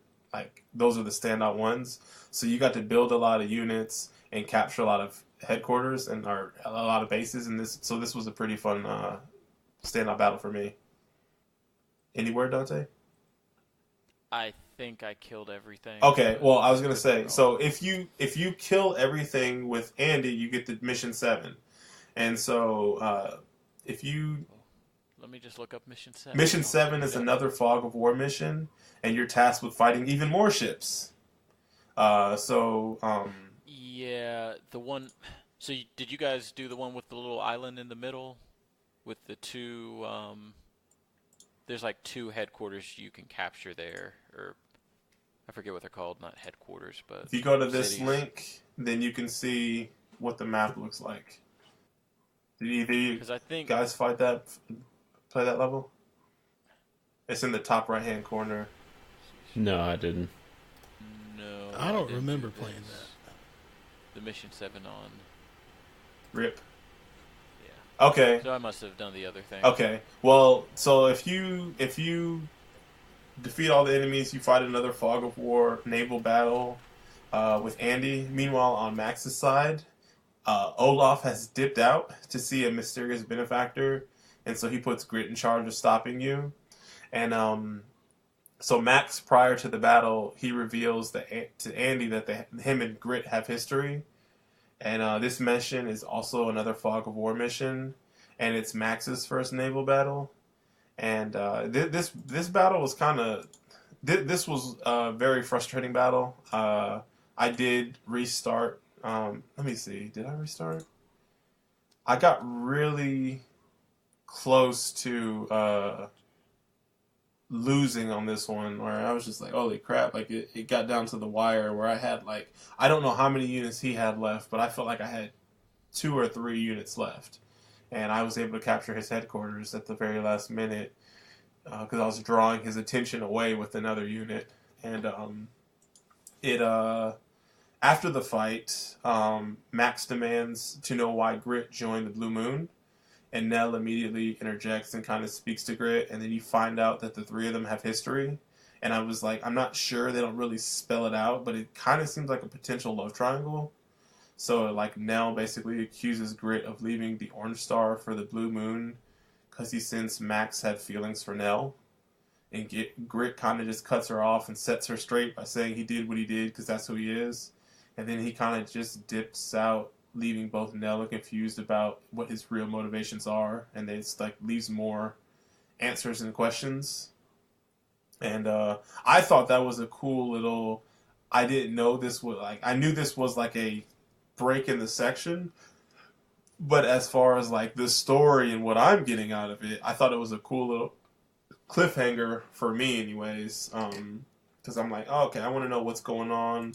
Grit, I actually do think Grit is an interesting character because he seems pretty he seems pretty pretty laid back and chill, but he seems like he knows the difference between right and wrong. So he calls Olaf a couple of times. He calls Olaf out a couple of times in the game for doing something that's wrong. So it's kind of interesting. It's kind of like, okay, what is his real motivations? Why did he do this? So I'm interested in finding that aspect out. So that is interesting to me. But I guess if you guys don't have any interest in the story at all, like none whatsoever, I know Dante doesn't, but what about you, Trevor? I'm just wondering why these people got drama, and they're fighting it out with people's real lives. That's the question. See, like, one, this is a video game, but 2, like, I mean, if y'all want to be like that, like, it could be like toy battles, right? You could be like, remember in Grand Theft Auto San Andreas with Zero, and he had that war with that other RC car owner, so then they took their things out in the RC world, so like they were, fighting each other with RC planes and RC cars and stuff like that. Maybe it's like that. Well, if they elaborated in War World, maybe we'd have that option. Man, they didn't elaborate back in 2001? What you talking about? Alright, well, I guess, like, you already... At one point I did think they were toys or something. I would believe it. It's very... like, the art style is very, like, cartoony and chill, like... Even if it's not, like, hey, man, people die every day, B. I'm just ready to talk about this gameplay. Yeah, because that's actually all right. Let's talk about it. So, like, story-wise, I'm not saying, like, this is, like, the best story we've played. It's interesting. Like, I at least want to know what happens with the story, but I might be the only one, and I'm not here for the story, though. I'm here for the gameplay. And I think the gameplay is the standout thing. So how do you guys feel about actually just playing this game? And do you like playing this game? it is fun, but no, wait. It's not even that big of a negative. Let me finish. Go with the backhand. I'm gonna let you finish. It's fun. I don't think the missions last long enough. Like when I'm playing like strategy games, I'm used to like having long runs, certain things evolving over time, and this game just doesn't keep me engaged long enough. Like especially for the story to be kind of Not there. Take the story out. Take the story out. Like, Well, with then this he doesn't have to do a thing. I know. I knew you were gonna say something because I was about to say something, and I'm like, no, I'll let Dante say it. with the story completely out with the game just by itself with gameplay, I think that there's just not enough to keep me engaged. See, and like, I feel like the way this game is set up, it's like a maximum, like, there's a replayability. So it's almost like an arcade version of a strategy game. So I think it is supposed to be a quickly hop in, do a mission, hop out. Like, I was telling, like, we had this group chat, and I was saying, like, I don't think a mission at most takes more than 20 minutes to do. And that's, to me, that's the perfect length of time. You can get in, get out, and, like, you're done. And you can replay missions because they add these different COs. You can replay a mission with a different CO to get a different flavor for that mission. There's a ranking system, so you can, like, work. You have something to work towards to improve upon. So, like, I've been getting a lot of B ranks, and I've got a couple A's in the very beginning, but I've been getting B's lately. If I wanted to, I could go back and replay these levels to get an A rank. And on top of that, too, there's the I don't even know what they call it, but like you get like a ranking. So you start off as the 99th rank, and after you do every battle based off the amount of coins you get or rank you get X amount of coins. And those coins, once you hit a certain threshold, you'll rank up and go higher and higher. So I'm like probably like 96th ranked or something like that. But because they added the system link for this game, that multiplayer mode, it was like a play against your friends, and you guys can kind of see like, oh, this person is, ranked 50th and I'm ranked 51st. I want to beat that guy. So like, I feel like this game is kind of built for multiplayer in a sense. And so I think having those quick, like 20-minute games is super, like, it's perfect for this game because it's like, it's an entry level strategy game. And I feel like anything longer, like a 45-minute game, like, that would just take too long. That would take too long for me. And maybe it's just the fact that with each mission, you're basically starting over.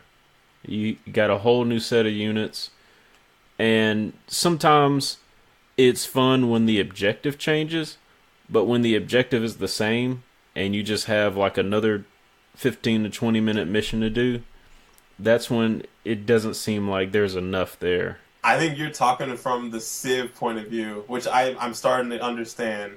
Because the strategy games that I play, you're playing short little bursts where you're like FTL, you're fighting different ships, or even Into the Breach, you're going onto different maps every not turn, but you do like 4 turns on one map, and you're fighting these units. Okay, they go away, now you go to the next section. And like, so like I'm used to getting bite-sized pieces of game where you're used to a continuous, like, ever changing within a single world, right? So that's your strategy games of choice, specifically with Civ. So it's not itching that scratch of what you know as, or what you enjoy as strategy games. Yeah, you can say that. Okay. And I get it, because, like, yeah, this is perfect for me. This is just, like, man, like, Into the Breach run at this point for me takes maybe about 45 minutes, and it's awesome. Like, I can do a 45-minute playthrough in a day, and then I'm good. I got that muscle scratch, I got that itch scratched, and I'm good for the day. And I get that same feeling with this game where it's like, okay, I'm going to play 2 quick missions. Each of them take 20 minutes tops. I advance a little bit further into the story, and I got to do some strategy stuff, and I'm good to go, and I'm good. So I do like these little short bursts of playing. What about you, Greg? How do you feel about it? Yeah, I felt like the length of the missions was perfect. Um, I mean, just mostly because like I'm not really a big fan of like you know sitting there playing for like long stretches of time. So I felt like it was good. You could hop in, do a mission or two, and then hop back out. There wasn't a whole lot of commitment to it. So I was fine with it. Dante, how about you? What individual aspect are we talking about? Just like the length of time and like Okay, so I actually enjoyed the bite-sized nature of most of these missions. That was kind of like the one thing that I really did like in respect to other strategy games. Like when you sit down with Fire Emblem, you're going to be on a map for a while. That's just kind of how that game is. The thing that's different about Advance Wars is every match or every map is its own self-contained thing. Nothing is precious. Like no unit is precious. I don't have to worry about making a perfect run. If a couple units die along the way, that's fine. Whereas in like Final Fantasy Tactics, not Advance Wars, Fire Emblem, and a lot of the other strategy games, XCOM's the same way. Unless you turn on an option to disable it, most of the units are carryover from previous units and previous missions, and permadeath is a thing. So this is also one of my biggest critiques of the game. what? But not having a sense of ownership of the units or a sense of, I don't know. There's no bond you have with any of the pieces. This is pretty much chess 2.0. I mean, as far as like the units or even characters to it's a more complicated version of chess, and all of your pieces are ostensibly expendable because when you go into the next match, they're all going to be there, or you're just going to be, handed a new set of chips to play with. Whereas in like Final Fantasy Tactics or Fire Emblem, those units, if they die, you're hurting the next round. You really feel it because it's like, man, this was my main offense and I got careless and I let them die and now I don't have that person anymore with me. So in one regard, it's cool because it makes the game a lot faster. I'm not as worried about throwing away units. But on the other hand, it just goes back into making me careless about things. And nothing's precious because even if this guy dies, I'm not really punished for it long term. If that makes any sense. I can't believe you came with a valid complaint. I'm not even mad. Like, but it's not even a no. I hear what you're saying, and I actually like. I didn't think about it that way. I do like the.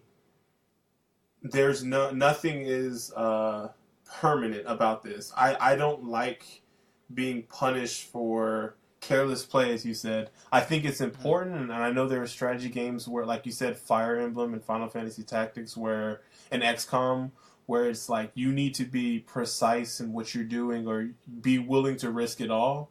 And so I do like the analogy that you call this almost like a chess 2.0, and I do like that aspect of it. The one thing, and I'm ignorant of those other games because I have not played them, but one of the things that I do feel like is a little bit different than the chess 2.0 analogy is just that you don't know what you are going to be up against on a particular playthrough. So even though you may feel like, yeah, it's not all. It's if chess evolved to be something where you're not always on the same grid. You're not always on the same grid, and you don't always have a queen. And from a gameplay perspective, I think it's definitely the most intricate between this Final Fantasy Tactics Well, it's probably on the same level as Final Fantasy Tactics, but it is more advanced than Fire I Emblem. see what you did there. I caught myself doing that as I did it. And like, But go ahead. I don't know if it's a good thing. Like, one of the things I had a little bit of an epiphany halfway through this game, and I noticed, I was like, man, there's a lot of units that just remain stagnant in certain rounds because they just don't have anything to fire on, and there's not something to do with them for real. Sometimes it's just better. It's like, well, this guy's so far behind, it doesn't even make sense to move him anymore. And that doesn't really happen in the other games I mentioned. Like Fire Emblem, even if it's not an ideal unit to attack, you can normally attack with any unit on any turn. Or there's always a reason to move all of your units. So I don't know if it's really a critique, but I think it's a game. I just felt Go I ahead. was gonna say I think that's a gameplay, like that's a style, or that's a gameplay decision because I always move, not always, but for the most part, I try to move my team in units of like two main groups or one big group. And like when it gets to the point where certain units are no longer quote unquote viable because like all the units that they would destroy are gone, they become my border or the wall for my other units that I am trying to protect. So, like most of the enemy types in this game have something that it's like rock paper scissors. So you have something that you can almost one shot, or sometimes you can one shot. Some things that you barely do damage for, and then things that you do like about a medium damage to, like you do average damage to them. So once I clear out, I say I cleared out 3 planes. I'm banking on the fact if it's a fog of war, there's maybe 1 or 2 more aerial vehicles, and after that, all the ones that only attack the air, I put those guys on the front lines or to try to protect the things that I am trying, like my that can get one shot, that are like or that are weak. And I also use those things sometimes to bait, and I send those into different directions where I know the enemy will start going that direction, so I can make a straight beeline for their headquarters.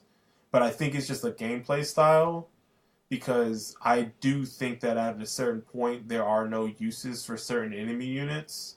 But I feel like, whereas for you, you're more willing to just kind of toss those units to the side and say, okay, I don't need them. I'm using them for a different purpose. That's fair. That's fair.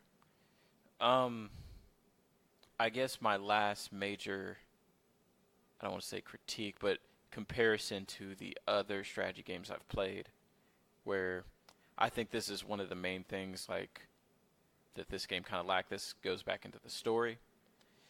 In both Final Fantasy Tactics and Fire Emblem, you have these individual units, and these units pretty much like you recruit them either during a match, or sometimes they'll come in cutscenes like before a match or after a match or whatever. And each one is, a very specific person. Like each of these units is a named unit, unless you have to like buy one from the store. And even if you have to quote unquote buy one / recruit one from the store, you get to name them and you get to equip them with certain armor and whatnot. And by doing that, you gain this sense of like investment in these individual units. And one thing that Fire Emblem does really, really good, which I think would help Advance Wars if it was to come back, is have these interactable scenes between sequences. Like the units talk to each other in Fire Emblem. If you have 2 units next to each other in a battle, they get like link points or whatever, and once their link points get to a certain like rank, they start fighting better when they're close to one another. It's like bonus damage or something? Like they'll either defend one another, like let's say a unit attacks Unit A, there might be like a 20% chance that Unit B will block like 80% of the damage or something like that. And they also get these little mini cutscenes between those like fights and stuff. It'll be like, okay, well, these units have ranked up as a pair or whatever, and now, I don't know, they have this little cutscene. And Fire Emblem goes like the whole extra step of, if it's a male unit and a female unit, they could potentially get married or whatever. Aww. In fact, in the most recent one, it could be a male and male or female and female, from my understanding. So that was pretty cool. And I think just by making each one of these units a character, like an actual character that whose story you know, I think that raises the stakes of the match a little bit. And this is something you'll see, like, if you ever read, like, a message board or have a conversation about Fire Emblem with somebody else, they'll tell you, like, oh, man, well, so-and-so died, so I just had to reset. And that's kind of how that game is. Like, when you lose a unit, you're like, man, that actually hurt. Let me do better. Yeah. So you end up replaying that mission a lot. And on the surface, that seems super annoying, but then once you get through the other side, it's like, man, I'm really glad that I saved so-and-so. Yeah, I can see that being a thing, because there's nothing like the biggest attachment you can have is you can have, oh, this is my favorite naval unit, or this is my favorite direct combat unit, or this is my favorite, or my only, bomber. Man, I felt it when I lost that, like, medium tank. Yeah, times. but it's a different way, where it's like, wow, this fight is going to get harder, not like, oh my god, think about that tank's children, That literally happened. Yeah. So, like, I get that, but I don't know, like, I think there's merit in both, I guess, in both ways of it, right? This kind of being, well, it's just kind of bite-sized chunks, like self-contained missions, as opposed to having some real progression and depth as far as like character development and stuff like that. This goes back to the Chess 2.0 thing. Yeah. And like, it's kind of like, dang, that's like a really good analogy, just because, like, it is like that, where it's like ultimately you care about the pieces because it's like part of a bigger thing, where you're just like, oh man, I don't want to lose my bishop too early, or I don't want to lose my bomber or my medium tank too early. But later on in a fight where it's like you're in a better position, it's like, okay, I can play a little bit more reckless or risk losing this character or whatever, this unit, just because like this fight is almost over. So they're like, for me, I was restarting when I lost like a unit super early that I felt was like integral to the actual map. Like, losing a plane really early in a fight was like, oh, I don't get these that often. I feel like these are probably stronger than other units. So me losing this one and it being the only plan I have is probably not good. So let me go ahead and restart, before I get too far in this. And yeah, I think, like Greg said, there's merit in both methods. So I can't really say like you're wrong or you're right. I definitely agree with both points you said. Me personally, I do like the bite-sized pieces, and I do like every map is different, so I don't necessarily need the continuation like Trevor needs. But I can see merit in having that, as well as merit in having like some type of relationship stuff between, or like some type of bonding with the character types. I guess you could say the units. You don't really have that in the same way in this game. Anything else? Dante, did you want to talk about this Fog of War? Yeah. I forgot. Go ahead and let's boo-boo on this game again. I'm ready. Not me. Fog of War is pretty trash. Not me. Like, I'm not. It's terrible. It's so bad. It's like, a thing. Are you complaining about Fog of War in general, or like in this game? Because Fog of War in general is a thing. I feel like there's been better implementation. That's fair. The thing that ticks me off about this game is, man, I feel like it cheats you sometimes. Like, sometimes I feel like I know a unit's range, and then, like, some Fog of War stuff will happen, and it's like, oh, well, actually, its range was this, or something. My thing is, I don't like when I get attacked by something that's in hiding, and I don't even get to see where it's at. if that makes any sense. Like the I guess the biggest gripe I have is typically like, and I guess somebody let me know if I'm wrong. In other games that have fog of war, I mean it's there, but like once you uncover the territory, like, it stays uncovered. It's not like this where it's like, but the one forest space. Yeah, it's like, and as soon as you move away from it, now it goes back to being dark, and it's like. Which, bro, I know that troop is there. Yeah. On top of that, too, it's like when you're leaving your base, and then you like look back when all your units are not by your base, and it's like a fog of war around it, and it's like, what? What is going on? I feel like something that they should have done to like kind of incentivize this, and maybe they'd have to build some missions differently if they, if they did this. But if you take over like a building. Then maybe that should have like some type of bonus to radius or something. Where it's like this might do a 3x3 grid or whatever if you take this over. So then kind of incentivizes you to do that, because I feel like even sometimes there's not really a big reason to capture buildings. Because I didn't find myself generally like needing to kind of do it once I got away from my base, but really, other than just doing it just to do it. I mean, I was just doing it to get like have health healing points. Yeah, well, but the I guess so slow too. Yeah. See, like go ahead. Oh no, I was gonna say like there was times where I did it, but it wasn't like there's some missions where I just straight up didn't do it. Like I just didn't feel the need to, because either my infantry was so far behind, and it was typically like my tanks or my other units that were like pushing forward doing most of the work.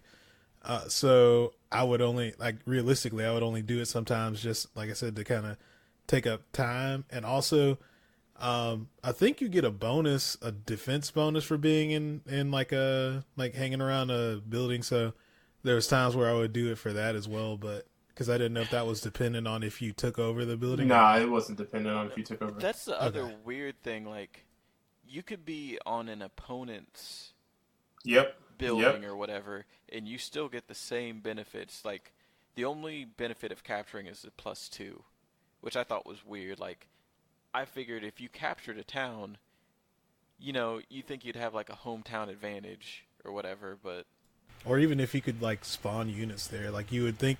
But I guess maybe that would be too good, because you could probably set up situations. Like you just need the couple places where you can spawn. And could you only heal the infantry and mech units? Yeah, so what they said was there are ports that allow you to heal ships, but I don't think so far we've gotten any port levels. So that's. I think there's one on mission 7. If okay, well then that would have been like that would have been specifically with Andy, because it wasn't like that with Max. And then I don't know how to heal planes, so I think the only way you can heal grounded troops is with the ships is through ports or by joining forces, combining them. So two like units that have been injured, you can combine them, and then they'll get their health points back that way. I think with aircrafts, wasn't there like either a landing pad or if you land on a carrier, an aircraft carrier? I haven't seen any of the. Oh yeah. Or the cruiser, one of the whatever the ship is. Yeah. So my complaint, I think the +2 was kind of like, I don't know. It seemed weak. It didn't seem like enough healing. But I kind of use that as my advantage too. Kind of what you were saying, Greg, was like what I would do is I would send some enemies up to the front lines that I didn't really care if they got attacked, but they were at least strong enough that they wouldn't die in one hit. And then I would start retreating with those characters and start like basically leading the enemy back to a spot that I wanted them to get to. And meanwhile, I was backdooring with my infantry that's in an APC or infantry that's in one of those helicarriers and flying past where they're at. And so I kind of did that a lot. Trevor? Yeah, and if the healing did do more, if it gave more health back, I think I would be upset if the enemy were to get more healing, because I think it was Olaf like every time his units got hit, he chilled. He would immediately run back to base. Yeah. And heal up. And another thing you had said too, Greg. So the mountain terrain gave you a sight. I think it gave you a field of vision boost on these fog of war maps where you could see a little bit further. So it would have been cool, since these bases are depicted by skyscrapers, if they could have give you a similar bonus where it's like, okay, I'm standing in this building, so I should see some type of benefit or like a larger field of vision from having captured this base because I have a unit here on this building. So I wish they would have carried that over from the mountain. How much, or what was do you remember exactly what the bonus was as far as like the space for when you went on a mountain? I think it just doubled it, but the only units that could land on mountain spaces were airplanes, which automatically had range beyond that, and then the infantry. So I think it just doubled it for the infantry. Okay. And I guess my only issue with that is like I feel like infantry is like so insignificant. I in feel this like game. they needed to buff them. Like, yeah, any of the ground troops felt like they needed to get like a slight buff. Because most of the time, at least now, or I mean where I'm at right now, I feel like you just use them as just bait. You just need them to draw somebody somewhere or like to take over a building, and that's it. Or every now and then you'll use them to take out a tank or something, or like maybe somebody's missiles, but generally like I'm just kind of using them to like kind of bait the enemy to where I want them to go. You always need fodder enemies. Trust me. That's true. So like one of the things that I would do is load up an APC or whatever, and I would go to like a choke point, like a bridge where there's only one square that you could go to, and then you could just drop in the enemy the infantry person right in that choke point, and then you could load up behind them with tanks. So you can make sure that they always have to attack that infantry first, and they can clear them out. It's fine, but then after that, like they use their turn, so then I can just like flood that hole with all my tanks and all my other units after they take out that measly unit. Or the same thing too. I mean, and it's kind of difficult just because have the shortest range of motion, or they could only move 3 turns or 3 squares, so you kind of had to like send them ahead sooner rather than later, but using them to block some of your more vulnerable but stronger infantry, like your rocket or your artillery or your anti-air artillery, like some of those more specific units that were super weak. If you built a wall around them with the infantry people, then you could ensure that you got to use those a couple more turns. So did you do that, Trevor? Or? The way I used infantry and mech units was they were basically only kept alive so that they could capture the headquarters. Like, my strategy on pretty much every map was to kind of keep them out of the way, and then, like, if I'm playing a long game or if I'm trying to end it as quickly as possible, I would put them on a carrier, an APC or an aircraft carrier, and make a beeline for the HQ. Yep.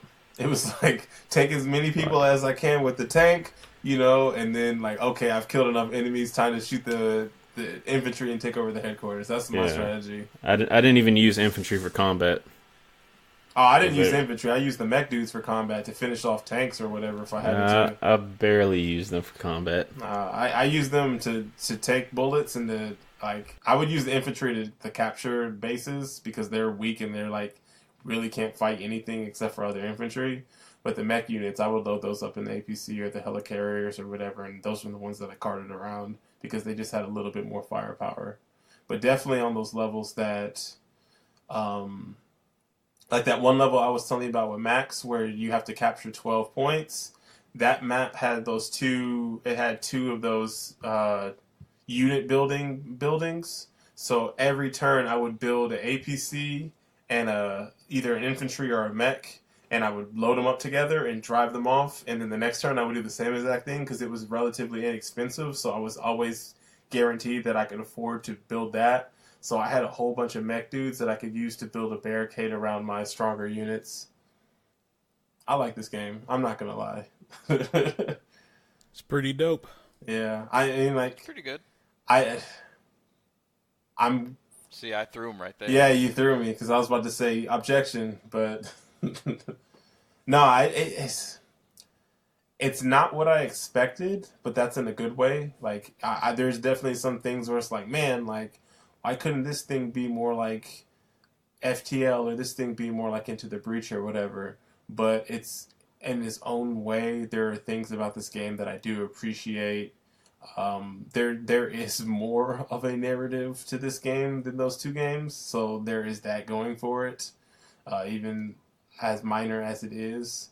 And I do like the variability in having the different COs. Granted, I think one is way better than the other, but we're about to get introduced to a third CO here in a second on our next mission, so hopefully we can get another strong CO because that would be dope. But overall, I don't know. Like, I really dig the gameplay.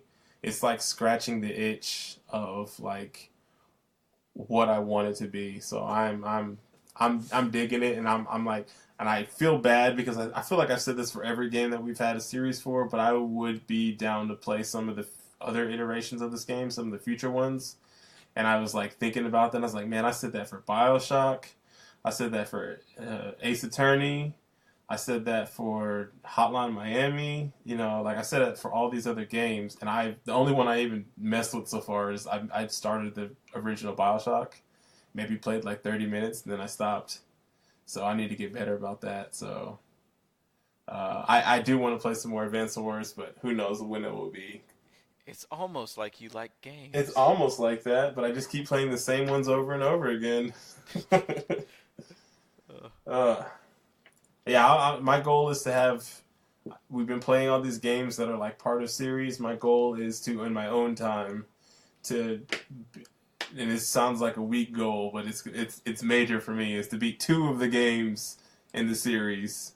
So I'm going to try to beat a BioShock and an Ace Attorney before the year's up. It's doable, but we'll see if I actually do it. And Life is Strange. Oh, yeah, I forgot about that game. We did get the Before the Storm, but I have it.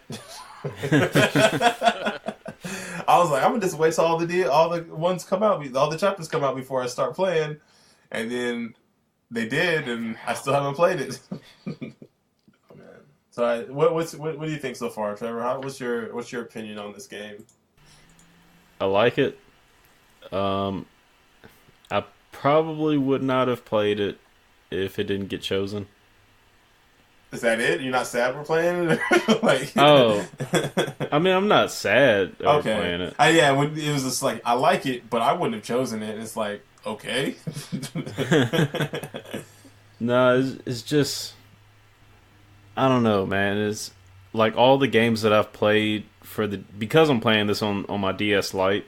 I remembered all the games that I played on it, like that were either Game Boy Advance games or DS games.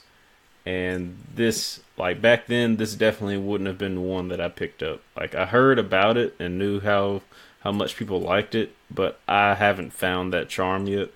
Gotcha. What about you, Greg? Oh, sorry. Yeah, I'm really enjoying the game. I guess I had previous experience coming from like I played a little bit of at least the first 3. So I mean, I kind of knew what I was expecting to go in, but yeah, so far, I mean, I've been enjoying it. I like the units. I do appreciate how bite sized the missions are. I'm kind of interested to see if the tactics that you've kind of developed this early on, if they kind of work throughout the rest of the game, if there's any ways that they shake it up a little bit more. But yeah, I guess we'll see. And Dante? I'm not gonna lie. I was salty going into this. This episode? Because I was... This episode? Or this game? Yes, the game. Okay. Because... You felt like you got robbed? A little. I'm not even gonna lie. I pretty much felt exactly how Greg felt.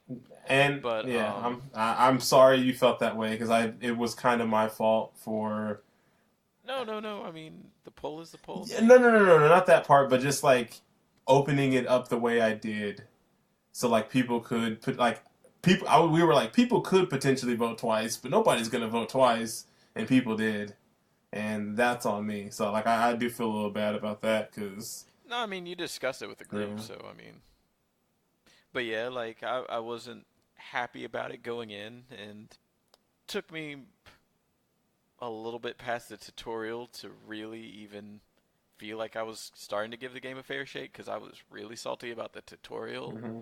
on top of just like, okay, I wasn't expecting to play this game. One, two, this tutorial is literally like 3 hours long. But then when I actually got into the missions, I was like, oh, this is actually a pretty cool like time waster type thing. Like the gameplay is definitely the standout thing about this game. Yep. And I think they do a really good job setting up the systems. I think there's definitely a lot of interface stuff they could have done better. Because one of the things I really hate is like having to constantly check to see, oh, well, this unit can only fire on this and this, and this unit can only fire on this and this. Yeah. If they just like, if you clicked on a unit and you hit attack and it just like marks stuff in green for you, that'd be a lot faster than having to hit the R button and like going through this kind of, well, I say archaic now, but that game came out so long ago. The menu system is just kind of weird how it sets everything up. Yeah. But aside from that, the gameplay's fine. It's good. So I'm having fun with it. I actually, I was gonna say up until mission 7, like since I've actually played through the entire game, my thoughts of how I think I thought up to mission 7 was relatively positive. Okay. I was gonna say I pulled up a GameFAQs unit fact from like 2002 maybe, with all the units and what was good against what, because it was just like I hated having to go into that menu and like trying to figure out, okay, can this attack this or can this attack this, because I hated like moving a unit, like having this whole plan drawn out and then being on my 4th unit to attack, and I move it to something that I think it can attack and it can't, and then I'm like, well, dang, I would have used this to attack this if I would have known that, and so it was frustrating. So I have a 16-year-old fact open when I play this game in order to see what can hit what. I wish that was a little bit better presented, like you said, but like you said, this game came out before Beyond Good and Evil, so. If this is the oldest game we've played. It is the oldest game we played, yeah. So, I dig it. I think for the most part we dig it. So, I look forward to finishing this game off. So, for the second part, we're going to be playing from Mission 8 to the end of the game, which is Mission 18 or 21. So, it's kind of weird how it's set up, but the last mission, as far as the game is concerned, like, the last title card you get is Mission 17. And if you do a very specific route, there is an 18th. But I think we might all have failed to do the requirements for that already. Okay, so I'm on the wiki, and they have asterisks by levels to denote a bonus mission. So, like, there is an asterisk beside that 7th mission for Andy to denote a bonus mission. And then the next section we're about to play, it looks like it's 8 through 14. And it looks like 12, 13, and 14 are bonus missions. So we could potentially miss those. And then it looks like 15, 16, 17, 18 you fight. 19, 20, and 21 you fight. And then 22 is the bonus mission. So I think that probably the count, if you miss those 3, 12 through 14 bonus missions, probably matches up to what you did, Dante. So, yeah, there's 18 missions, it looks like. 22 total, but it looks like 5 of them are bonus missions that we can miss. So, yeah. Just finish the rest of the game if you guys are playing along with us. And so we will be starting at Mission 8, Sammy's debut. So if you're playing along with us, start on that mission. Greg, do we have any questions? A question. No, we do not. But if you guys are looking to get involved with the show or give us any feedback or just want to talk about what we've been playing, you can hit us up at misscheckpoints@gmail.com. Cool. And where can people reach you at, Greg, if they wanted to ask what you're playing? You guys can hit me up on Twitter at Boombox Hero. Facebook is the same, Boombox Hero. And also on Twitch, even though I hadn't been streaming over the past month, but you guys can hit me up on Twitch at twitch.tv/xdrdmagnegrox. Cool. And what about you? Where can people reach you at, Dante? Yeah, I haven't really updated my blog in a while. I haven't been on Facebook as much. So, yeah, probably they can't find me right now. Rip. What about you, Trevor? Where can people find you at?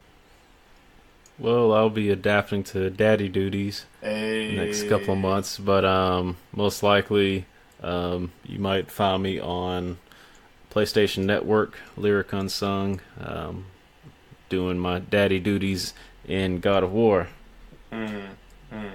Boy. Playing Guile in Street Fighter and being a family man. Even though your child is female, do you ever just get the inclination to go, boy? Have you been playing God of War? I've thought about it. Huh? You been playing God of War? I rented it the first weekend it came out, but haven't had a chance to play it since, so I'll be renting it again or borrowing it from somebody. Gotcha. Man, I would let you borrow it, but then I'd let somebody else borrow it already. But they should hopefully be done soon. And you can find me on Twitter at La Ensalada de Papa or Facebook at Marcus Von Dawson. And on PSN, I haven't been playing too much. Mostly been playing Overwatch, La Ensalada de Papa.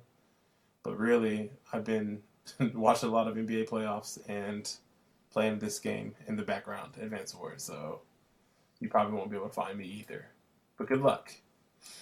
But I guess with that, that's our first part of Advance Wars. What's up, Dante? You have something? I just wanted to offer a brief, really quick apology to our listeners. Since we took a week off, as you know, there's a lot of stuff going on. There's a new dad in the family, our Miss Checkpoint family, and just a lot of mail hassle on. Oh yeah, man. I guess I should explain. Okay, so this is mostly my fault. It wasn't Trevor's fault. It was my fault. The poll, we should have ended the poll or had it planned out a little bit better to end a week before.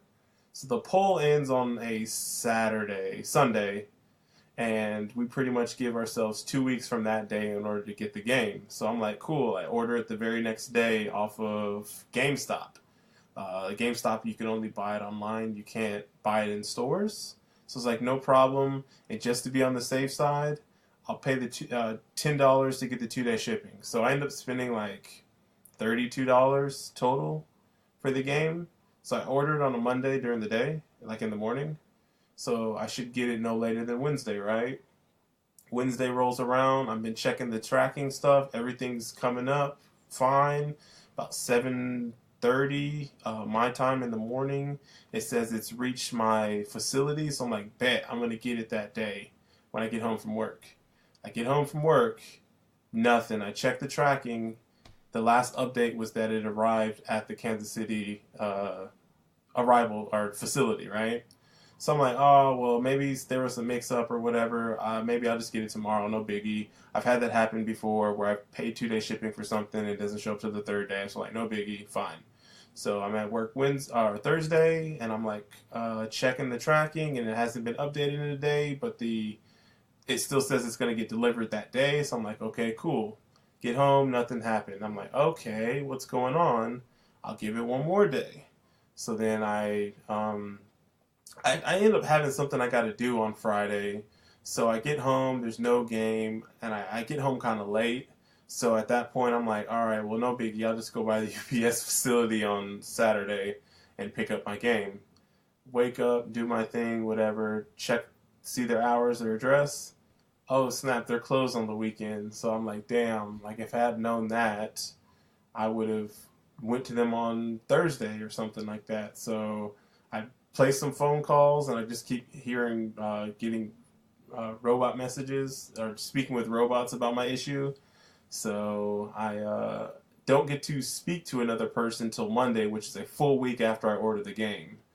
And the person pretty much says, "Oh yeah, we lost your game. We lost it. It's a lost package, so you're gonna have to contact GameStop and let them know that it's a lost package claim and open that up with them." So I emailed GameStop, and I'm like, "Okay, here's what happened." And I'd already emailed them earlier during the weekend. I emailed them on Saturday and said, "Hey, like, your tracking thing isn't working. My game's supposed to have been here on Wednesday. It's Saturday and it's still not here. What's up?" And I didn't get a response from them until Tuesday. And long story And it said, "Are you a pro member?" no, nothing like that.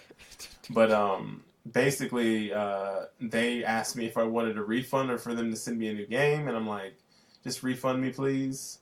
And I end up, Trevor hooked me up with the link, so I ordered the game off eBay on Tuesday or Wednesday of last week, and I got that game Saturday during the day. No, excuse me, Friday. I got the game on Friday, so last Friday.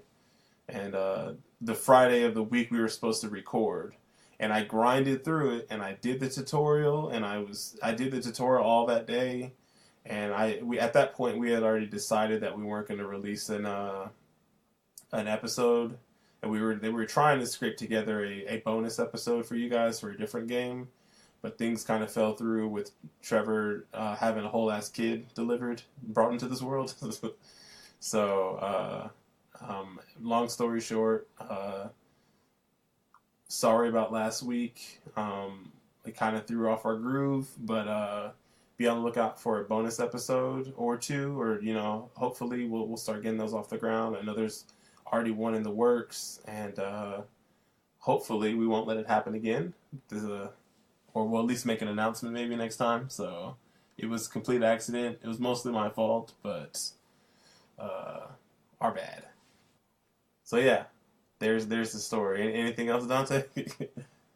No, don't put this on. Oh, no. Oh, and to top it off too, so GameStop emailed me back, I think it was 2 days ago at this point, and they said, what did she say? The woman said, "Oh yeah, here's your your refund for $21 and blah blah blah. Basically, the cost of the game. It went through, so you should see the money in your bank account in the next 3 to 5 business days." And I immediately responded, and I was like, "So what's good with the $10 shipping though? Because I want all of my money back. Like, why am I paying $10 for shipping, and then I don't get the game, and then y'all trying to keep it too? Like, what?" Because I was like, I know ultimately it's UPS's fault for losing the package, but I didn't start this transaction with UPS, so that's something that GameStop and UPS need to work out. I just want 100% of my money back, please. So I emailed them back, and I got the generic automatic response. So I'm awaiting to hear about that additional $10 shipping that I paid that I haven't heard any word about yet. So What if they said they could only offer it in store credit? if they can only offer it in store credit, I guess, as the kids will say, GameStop is canceled. We marching, we boycotting. Power to the players.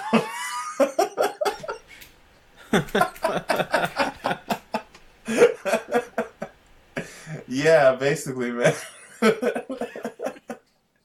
Oh, man. That's the best joke you ever told, man.